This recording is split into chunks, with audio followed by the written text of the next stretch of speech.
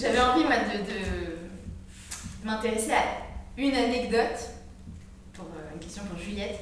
Alors, dans l'épisode 6 sur Delaunay, on apprend notamment qu'à la fermeture en 2018, vous avez procédé à la rénovation du tableau Les Coureurs. Oui.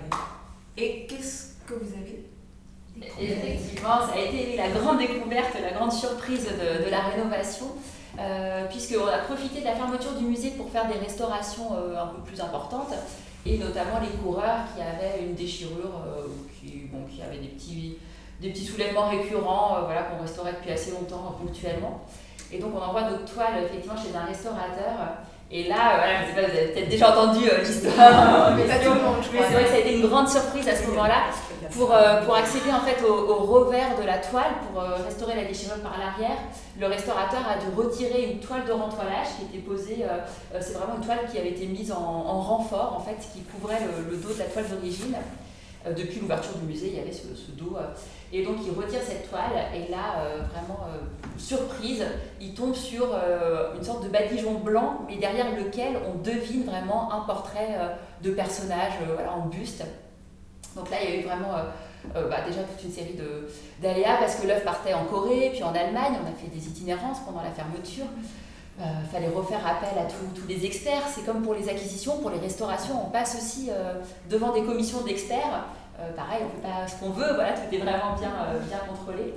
Donc on repasse le dossier devant les experts pour savoir si on peut vraiment enlever le badigeon. Et on décide d'enlever le badigeon. Et là, apparemment, ça partait très bien. C'était une sorte de blanc, comme le blanc d'Espagne qu'on met pour masquer les vitrines des magasins. Voilà. Et donc, il enlève peu à peu, et vraiment, c'était assez magique. Peu à peu, il découvre un portrait de femme très abouti, très beau, complètement fini. Donc, le restaurateur le découvre, il reprotège. Notre tableau part en Corée, en Allemagne, fait le tour du monde, sans que personne ne sache qu'il y avait ce tableau caché derrière. Et au retour, on peut commencer à travailler beaucoup plus sur ce tableau. Et donc, ça a été une vraie découverte. On a fait plusieurs recherches. Et tout d'abord, la première question, ça a été de savoir si c'était bien un tableau de Delaunay. Pour ça, on a contacté aussi les collègues du Centre Pompidou, Angela Lampe notamment, qui est spécialiste de Delaunay.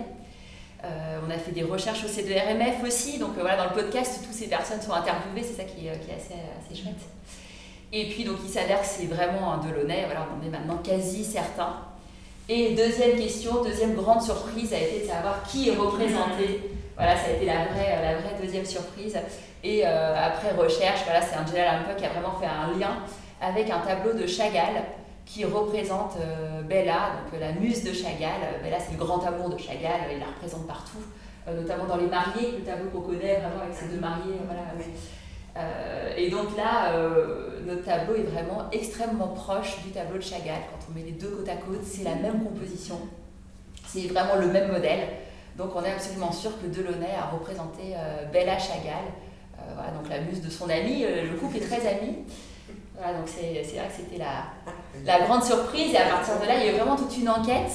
Moi je suis partie à Paris, essayer de trouver la correspondance entre les Delaunay et les Chagall, voir si je tombais sur quelque chose. Bon, j'ai rien trouvé de très...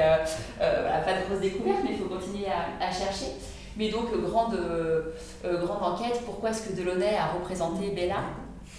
Donc il a déjà représenté à la... Deviner un peu. Alors, on essaie de deviner. On suppute. Alors, en plus,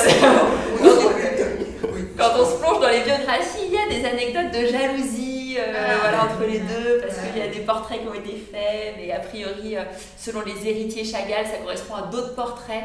Ça a été toute une enquête en lien avec les héritiers Chagall, Mérette Meyer, donc la petite fille de Bella, en fait, qui du coup connaissait pas l'existence du portrait, les experts de Delaunay. Et puis des recherches en archives.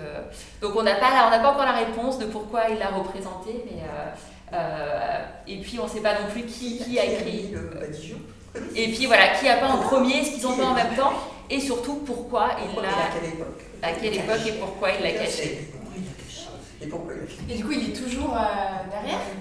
Il est derrière. Donc par contre, il y a eu aussi un gros travail déjà de restauration, parce qu'il a fallu restaurer les deux faces. Le restaurateur a dû vraiment trouver des techniques pour restaurer avec du fil complètement invisible des deux côtés. On ne voit plus du tout la déchirure ni d'un côté ni de l'autre. Donc très belle restauration de Christian Châtelier. Ensuite, on a travaillé avec un encadreur pour faire un cadre double face. Voilà, donc c'est un très beau système aussi, verre double face, anti-reflet, anti-UV, avec un châssis qui maintient la toile. Enfin, c'est le cadre qui maintient la toile. En fait, il n'y a plus le châssis qui est vraiment la structure de bois sur laquelle on vient agrafer la toile. Là, on a un système de cadre châssis. Et puis, on a travaillé avec notre scénographe, donc cette fois Philippe Maffre, pour créer un système avec un miroir, où donc on arrive sur les coureurs, toile que l'artiste voulait montrer, exposer, et on découvre seulement dans un second temps, c'est la petite surprise de parcours, le portrait de Bella dans le miroir, parce qu'on voulait vraiment respecter cette volonté de l'artiste qui n'a pas voulu le mettre au même niveau que ses coureurs. Donc on n'a pas mis la toile en plein milieu de la salle, on a préféré laisser les coureurs en premier plan et garder la surprise derrière avec ce portrait de Bella. Ça donne envie. Oui, C'est ça pas donne envie. ça donne le voir. Et justement, voilà, c'est vrai que là, Gilles a fait vraiment un super travail sur ce podcast-là. J'avoue que moi, c'est mon épisode préféré parce qu'on a vraiment un système enfin, ça fait un peu comme une enquête. Et tous les intervenants y sont, quoi. On a la scientifique qui a fait l'étude au CDRMF, il y a Angela Lampe qui est celle qui a fait vraiment cette découverte, ce rapprochement entre ces deux portraits.